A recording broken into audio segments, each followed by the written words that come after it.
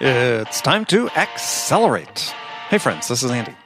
Welcome to episode 649 of Accelerate, the sales podcast of record.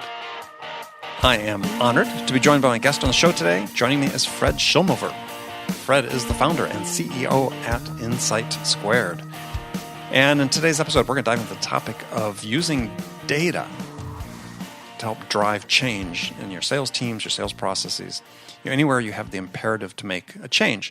Because this impetus for change can come from many sources and for many reasons. But be that as it may, increasingly now we have the data to help us learn what to do, to help us learn how to allocate our time correctly, to focus our energies on the right accounts at the right time. They're going to have the highest likelihood to close.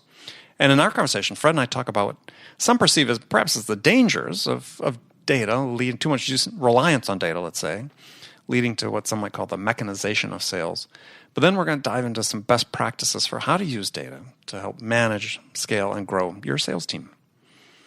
If you'd like to see the show notes for this episode, go to andypaul.com/649. Now, friends, let me say that I do hear from listeners quite a bit, many that are looking for a new sales challenge and looking for advice. What should they do? And I tell them that, to my way of thinking, the most important elements to career success are make sure you align yourself with the right company, the one that develops its employees, invests in the development of its employees, values customers, and has a portfolio of category-leading products that can compete with anyone. And so with its recent acquisition of Level 3, the new CenturyLink has become a world leader in many segments, including cloud security and managed services. And so if you're a top sales producer and you're looking to challenge yourself in order to take your career to the next level, then I urge you to visit CenturyLink.com/accelerate and join their talent community and maybe see if CenturyLink is the right step for you and your career.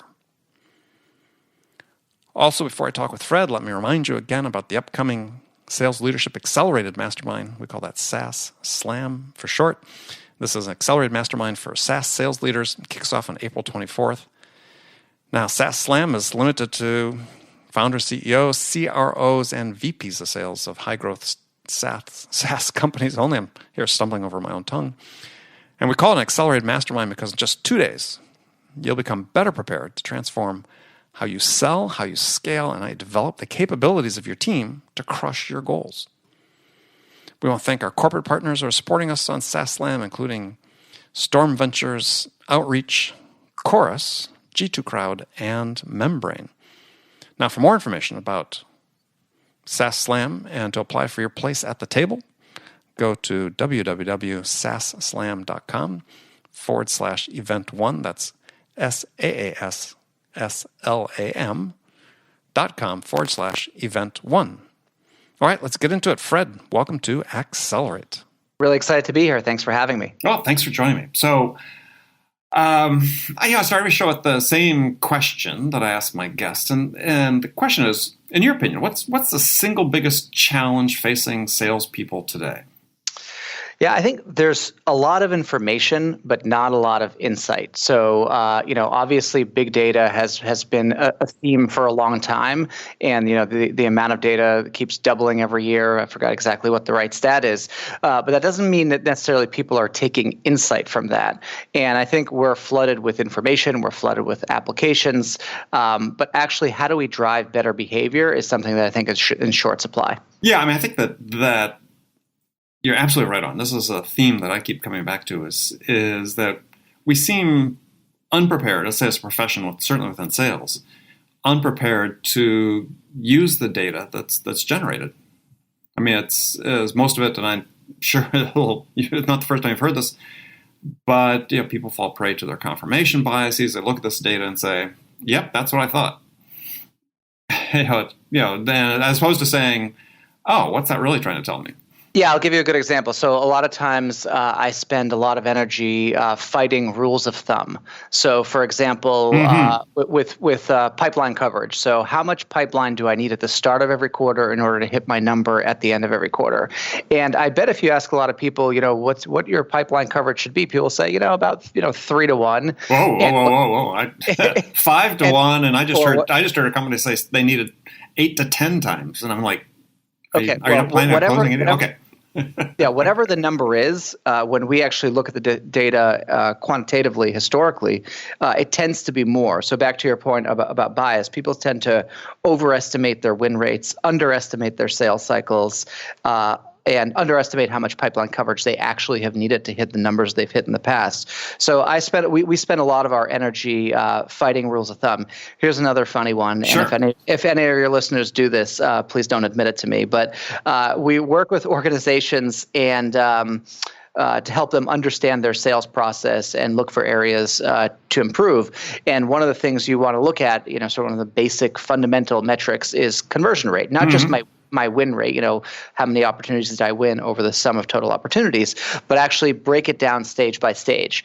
And one thing that sort of to me is like, scratching on a chalkboard is when I see people name their stages with percentages. Stage 3 is my 50%, stage 5 is my 90%.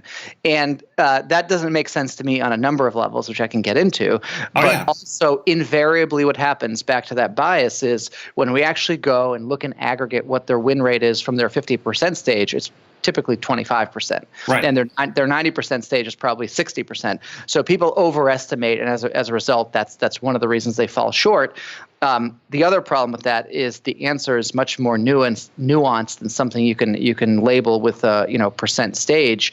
It changes over time. It changes by this customer segment that you serve. It certainly changes rep to rep. And by looking at things in sort of that blunt manner, again, all the data exists, but not all the insights are surfaced, and that's something that sort of we feel pretty passionately about at InsightSquared. Yeah, I mean, the expression I use when you get these sort of weighted probabilities based on stage of the sales process, which is, you can lay it out linearly. As I say, well, it's like trying to measure probability with a yardstick, and you can't do it. Well, what do you mean by that? Well, it's that everybody says, look, if we assume we have sort of a linear process, stage to stage, and we get to the proposal stage, well, that's my 90% stage. Well, the fact is you have 3 competitors. They're saying the exact same thing. You can't all have 90% probability of winning the deal at that point. Right. Nor can you win 90% of a single deal. So right. So what I'm saying is just because you've reached a certain stage or a certain point, you've traveled a certain distance. That's what the yardstick comes in. Just because you've traveled a certain distance in your sales process has nothing to correlate to probability.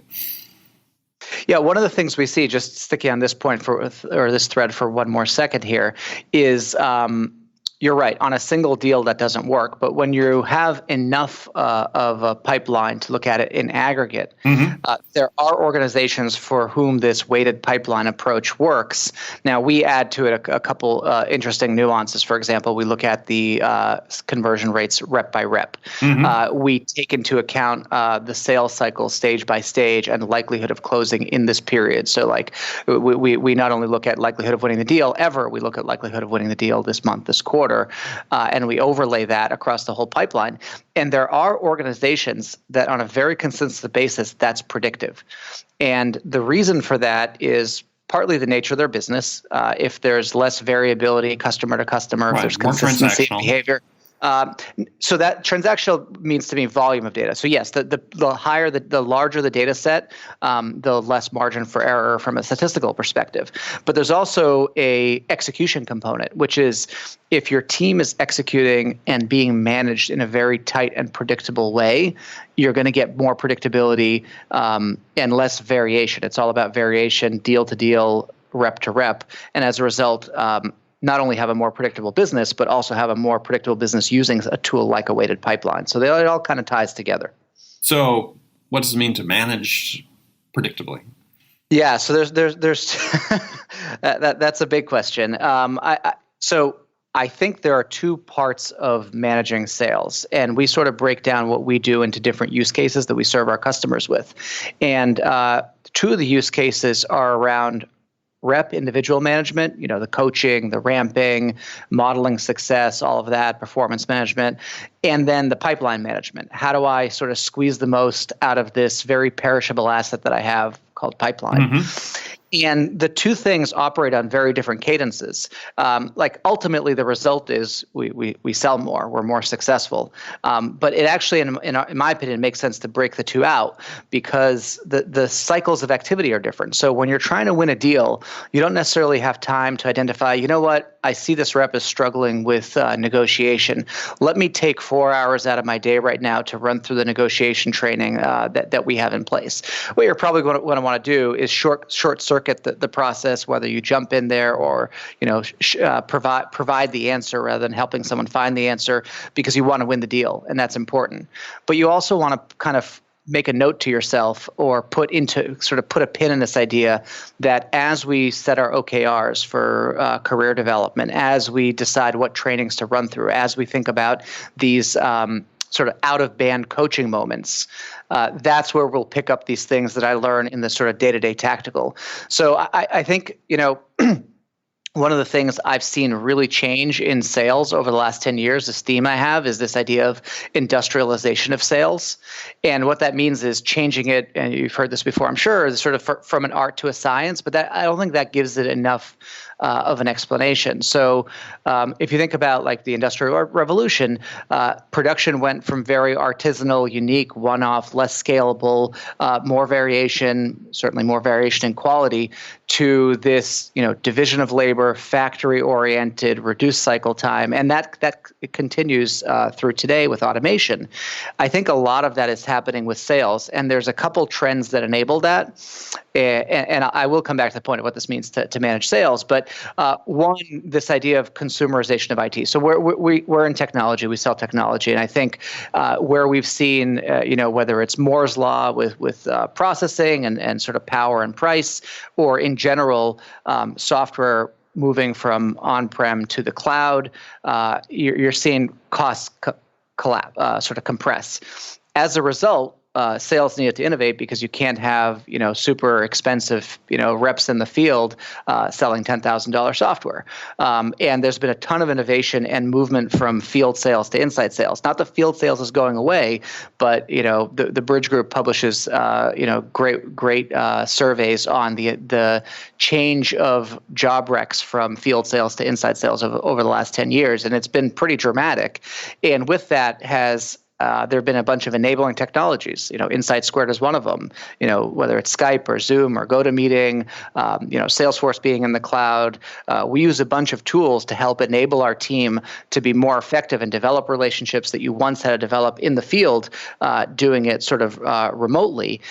And in that process, I think sales now requires a much more engineering-minded management style. It's more about operations management, and it's more industrial in nature than just the art of the deal.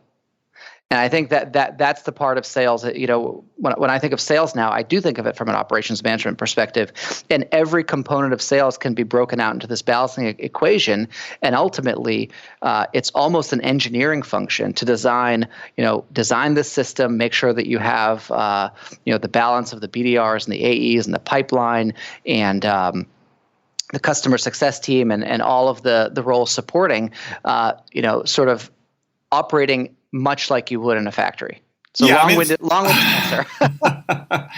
Well, this idea of, you call it the industrialization, I call it the mechanization of sales, certainly exists.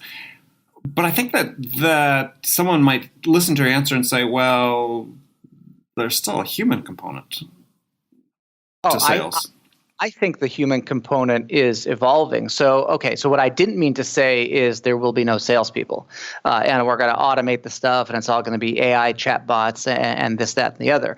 I think that what we've done is created efficiencies such that rather than, I'm going to go back to the field sales example, rather than spending half my time driving around in a car covering my territory, I could spend 100% of my time, or a much larger percentage of my time, face-to-face, even if virtually, with my customers, developing those relationships. So I think to some extent, sales can now become more personal just in a more scalable manner. I mean, you think about building relationships with dating, and how technology has changed that. It didn't eliminate dating, and there's no matchmaking service or there's no rise of matchmaking services because of technology. What it did is, rather than having to ask your 3 friends to introduce you to people, by the way, I did meet my wife on a blind date that my friend introduced me to, but more and more that people make buying decisions exclusively on the merits. Like, people don't make business decisions intellectually; they make them emotionally and justify their emotion with data. Right. But ultimately, it's a rationalization. So I don't think that we're taking the human touch out of the equation. I think we're creating efficiencies around it, and it becomes more and more important to have that personal relationship. You can just do it at scale. Yeah, no, I agree. I mean, if you'd ever read Jeff Colvin's book about humans are underrated, talking about some of these trends, is I think, the ability to form human relationships actually will become more valued skill as opposed to less. Exactly.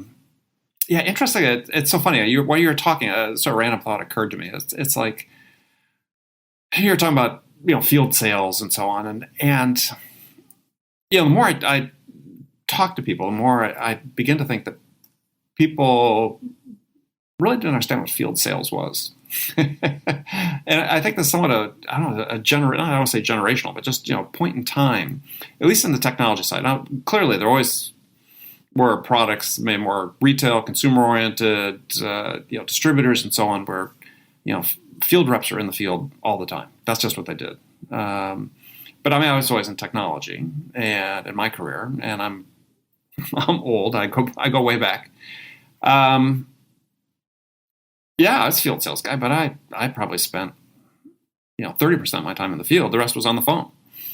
I try to make the point to people is that I still did the bulk, even back then, and this was back, decades we're talking, still spent the bulk of my time forming my relationships virtually. Yep. But you didn't have the addition. So you did the field trips in order to sort of. My guess is I wasn't doing sales, at that point. But I imagine you did the field trips in order to solidify the relationships because you couldn't do it over the phone, and you lacked the technology that exists today to do that. Yeah, I mean the field trips tend to be more stage exit events, right? Migrate from stage migration events, move from one stage to the next. Yep. And otherwise, and I was just telling somebody on a call I had before you and I got hopped on this recording is back in 80s and 90s. Yeah, I was VP of sales at some startups. We were selling some really large, complex communication systems, but our customers were 80% in Europe and Asia. So no internet. How'd you find people to call? I mean, we were cold calling, right? We were making, and so we'd only see those prospects or those customers. We might close a $5 million deal, only see them twice. Yep. And the question is, how efficient was that process then? Just the demand generation part. Oh, horribly compared inefficient to what it is today, right? Yeah. I would have killed for some of the things that are available today to do that. Not that, and again, I don't want to get down this path where people say, oh, you think it was harder then or easier then versus harder now, whatever. Yeah, sales is just hard, right? It doesn't matter what tools you have. It was hard. But yeah, I could have used some of those things. It certainly would have made the whole thing more efficient for sure. That's why I look at tools like yours and others with longing, thinking about if I could go back and do it again, it would have been fantastic. And that's being forced upon the industry because tools like ours, 10 years ago would have cost, over $1 million. And now we brought that cost way down. So to some extent, that consumerization of IT that I talked about forced the industry down this path. Absolutely. Or maybe they just happened in parallel in a way that was necessitated. Oh, yeah. I mean, so we're going to jump in now to what you guys do. But I mean, what was that? Crystal reports, what are those customer report generator you would have had on your ERP system? You had gone to IT and requested something and taken a month, and maybe they would have gotten it to you.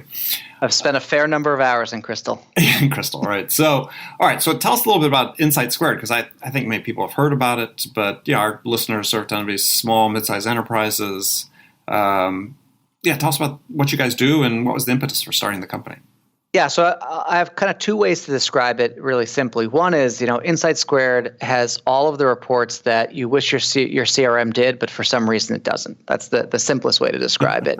Love it. And another way to think about it is like if you had the best sales operations team on the planet with unlimited time, they would want to build InsightSquared because that's kind of what we've done. So rather than, and we don't put ourselves in the category of business intelligence, BI has been around for a very long time. I think it's been largely unchanged, even as it's moved into the cloud. It still requires, superhumans to operate it, and mere mortals like myself. Actually, my head of product, my co-founder, likes to say his goal is to make a product so easy that even a CEO can use it. And he typically gives me a funny look. But our approach was we picked a major. Our major's revenue. We went to, and it's not that we have the smartest people on the planet. We actually leveraged economies of scale. We crowdsourced ideas. We went to sales leaders and sales operations leaders and said, if you could wave a magic wand, what answer would help you drive revenue better? And we found lots of pattern in the types of questions. I kind of explained them before. It's all around, I want to figure out how to maximize my pipeline. I want to figure out how to coach my reps to be more successful. I want to figure out how to forecast more accurately so I can have credibility with my board and know how many people to hire. I don't want to have to cram for the exam every time I have a board meeting or a QBR. I just want the stuff to show up and don't want to have to argue about whose Excel spreadsheet is right. So those are the things that we sort of build we like to think of it as a consumer-grade app in terms of ease of use and fast time to value. And people come to us not just because we do, computations and pretty charts. People come to us because we have content, because we have worked with at this point, tens of thousands of sales leaders and sales operations leaders. So we have accumulated a library of sort of best practices in terms of sales operations. How should you structure your CRM? How should you structure it for different industries? And also people come to us and say, you know what? We're in growth mode. One of the reasons you want to work with InsightSquared is because you have an imperative to change. If you're perfectly happy with what happened last year and you just want to repeat it again this year, then just repeat your activities. But most of the folks we work with want to improve something. They want to, grow their revenue, grow their bottom line. They want to improve a win rate or something. So you have an imperative to change, and folks come to us and say, okay, you've worked with thousands of organizations that have changed. What have you seen work? Can you apply your tools to sort of diagnose where we are, sort of in the maturity level of our sales operations and our infrastructure, and prescribe a solution? And you asked sort of where we came from. Well, I remember in business school, and I didn't come from a sort of finance or management consulting or one of these backgrounds. My background is actually, IT consulting, and very long story. Got into venture capital, and from there went to business school. And I met these people who worked for McKinsey and Bain and BCG and private equity and investment banks, and like the toolkits that they had were amazing. But I thought back of myself, in IT consulting, I didn't have any of those toolkits. And I thought, wow, if I could apply that knowledge to a broad set of businesses, essentially like put a management consultant in a box and sell it for a reasonable price that small and large businesses could afford, but also that was accessible, that knowledge was accessible to them, like how much of a game changer could that be? And that was sort of the impetus for us starting InsightSquared. Okay, great. So I think people want to sort of understand is, okay, well, where do you get this data that you're analyzing? Yeah, so look, we focus on everything revenue related. So the majority of our customers are Salesforce.com customers. So we have a great partnership with them, and then we pull in other relevant data. So we connect to 50 other data providers that help answer questions around revenue. So whether it's your marketing automation system or your revenue recognition system, to have a complete picture. Those are the types of systems we connect to. And you mentioned Salesforce primarily, but is it only Salesforce? From a CRM perspective, yeah. That's the market that we focus on. Okay, all right. So you talk about products, or breaks down into at least the terms. I think these are relatively newer terms, at least when I was using the product, as tiles and slates. So tiles being sort of your standard reports, Yes. The way I would think about that is we solve for those 4 use cases that I mentioned: rep management, pipeline management, forecast accuracy, and planning and analysis. And we have a couple different tools that we use to solve for those. So Tiles is the out-of-the-box, easy to use, up and running quickly toolkit that we have. And then we have Slate, which can extend those use cases. So we try to have very high coverage. So regardless of the type of business that you run, the sales model, the way you've structured your sales force, we can adapt to that with Tiles. But there are sometimes things that are like so idiosyncratic that we don't cover it, and you may want to extend those use cases using Slate. You also may just love working with InsightSquared and want to bring in more data. So for example, we've got a customer in particular I'm thinking of that puts in all of their production, their usage data, and looks for correlation between things like sales cycle or marketing channel and the usage and adoption of the product post sales, and tries to understand where's the quality revenue coming from. So if you want to build sort of brand new use cases, you can do that in Slate as well.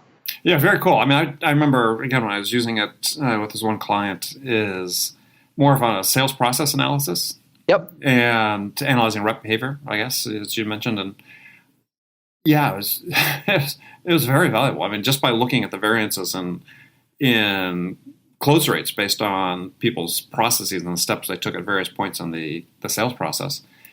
And the important thing there is really the accessibility. So the fact that business users, line of business people feel comfortable going in there, pivoting, drilling, filtering, interrogating that data, asking that secondary and tertiary question, like, well, what about it from this perspective? And what about that question? The problem with not having InsightSquared is you've got to ask someone, typically an analyst, to run the analysis for you. And one of my co-founders used to say that the biggest problem with software development isn't the software, it's the communication of requirements. Now, of course, he would say that because he was writing the software, but but he's right. And oftentimes what would happen is, you ask someone in an analytics role to a specific question, and there's a misinterpretation there. Maybe you fail to communicate it. Maybe they fail to understand it. And invariably, what I find the last mile of analytics is still Excel. And whatever the back-end system, powerful back-end system is that the analysis is running, eventually someone gets an Excel spreadsheet, and you say, this isn't quite right. Can we ask it again? And just because I'm the CEO doesn't mean I get to the front of that queue. So instead of answering my questions and the next questions that come after that real time, I've got to wait. And by the time I get the Excel spreadsheet that I'm looking for, kind of the moment has passed. And that's the experience that fundamentally we're trying to change. So let's extend that a little bit further. So in terms of actual usage of your product, what sort of the ideal customer profile look like? Yeah, so it ranges. I mean, the most important thing is that you have an imperative to improve something, to change something. We work, as far as like the people that we work with, it's really great when a company has invested in sales operations. I could talk about that more broadly. Now, we can help a company that doesn't yet have sales operations, but I think one of the trends I'm seeing is more and more earlier and earlier, sort of smaller and smaller companies are investing in sales operations, and we feel very passionately about that trend. But we work primarily, as far as like who are the users of our product, the users of our product are primarily management, all the way from executive level down to the frontline sales managers. And where we're really successful is where this is built into the routine of people's behavior. So it is the thing that you do to run your pipeline meeting. It is the thing that you use to run your monthly coaching. It is the thing that you use to do your weekly forecasting. And when we've sort of embedded ourselves into that workflow, that's where we're able to drive the most value. So let's go back a second on your comment about sales operations in smaller companies. So I think for a lot of people listening to this, maybe they're not exactly clear what sales operations is. So why don't you explain that?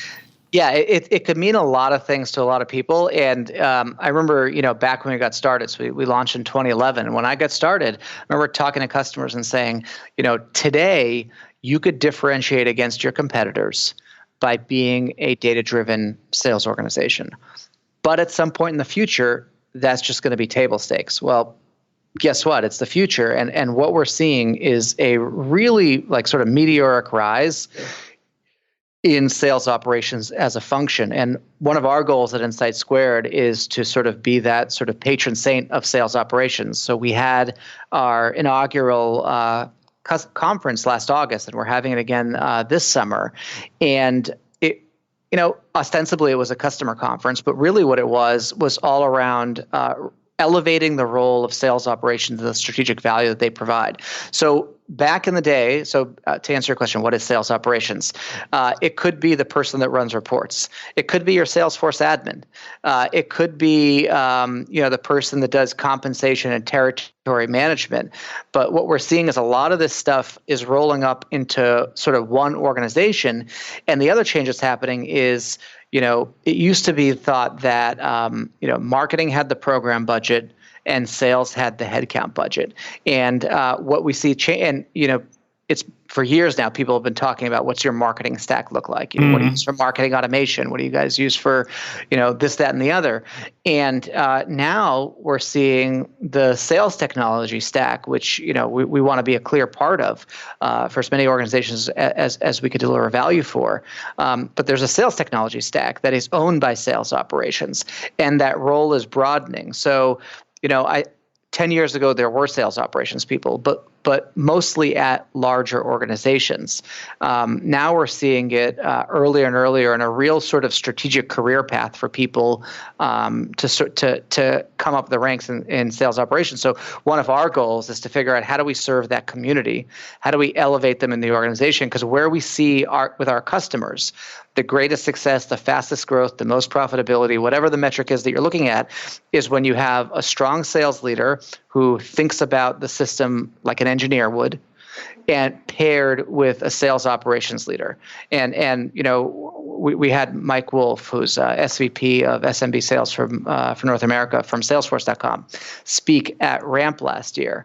And he spoke with his partner in sales operations, and they went back and forth and talked about how they partner and how they work together to drive more revenue.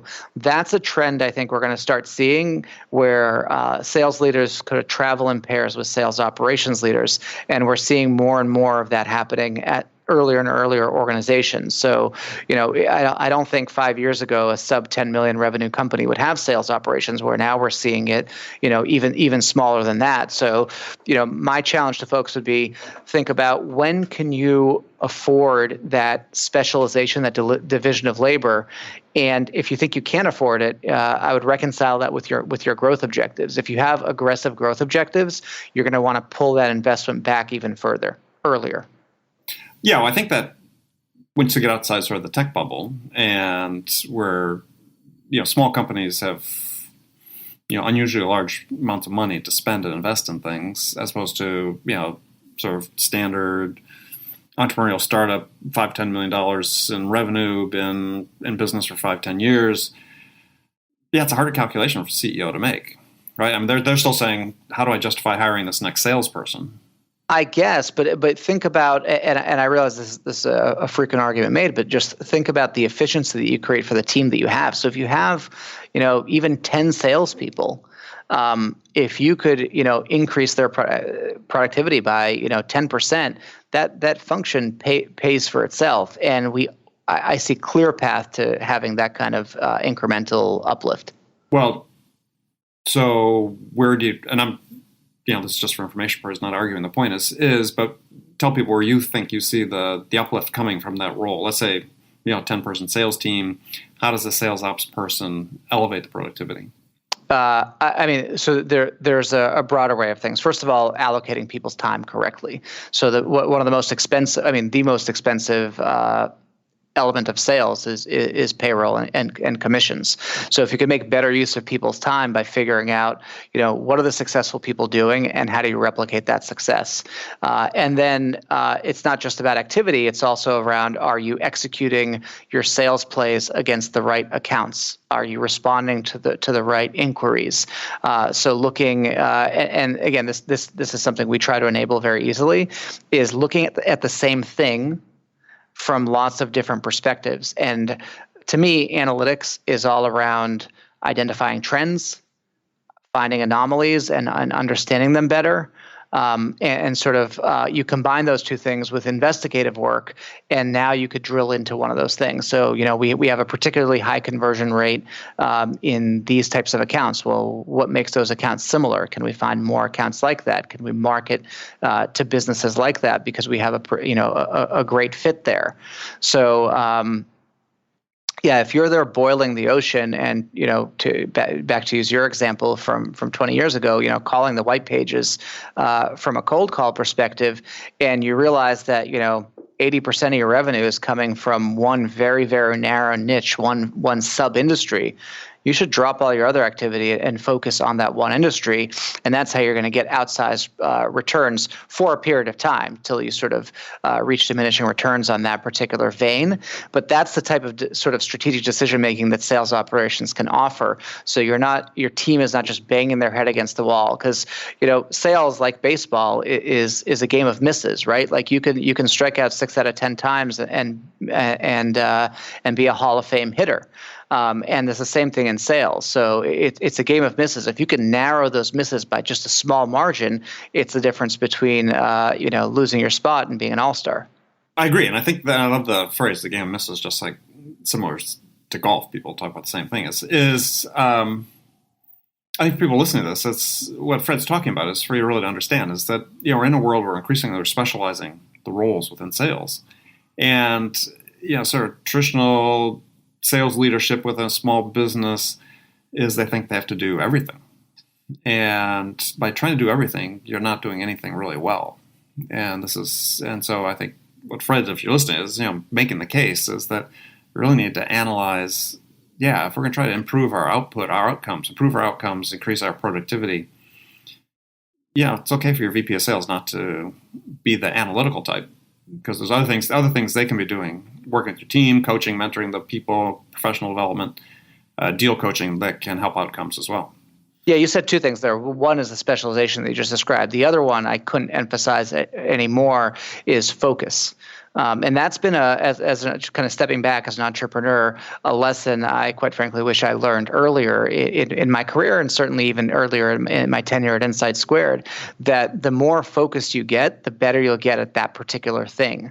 And I think that's something that sales operations can help with, is identifying where those veins of gold are, and then working with sales and sales leadership to put the blinders on and focus on those veins of gold, not until they're completely tapped out, because that could be a very sort of peaks and valleys, painful experience, but focus to sort of start that upward surge and make sure that you find that next vein of gold before it runs out.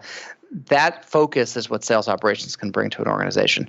Yeah, and all the time that your sales leader that's leading the team is spending on that is time they're not spending on other really productive things they should be doing as well. So, 1 + 1 adds up to more than 2, I think, if you get the right person at the right time. Yep. All right. Well, Fred, great conversation. Thank you very much. And tell folks how they can learn more about InsightSquared and connect with you. Yeah, absolutely. So we're www.insightsquared.com, and I'm at Fred Shilmover on Twitter if they want to connect with me. All right. Excellent. Well, Fred, thank you. Friends, thank you for spending this time with us today. Make sure you come back for the next great episode of Accelerate. Until then, I'm your host, Andy Paul. Good selling, everyone.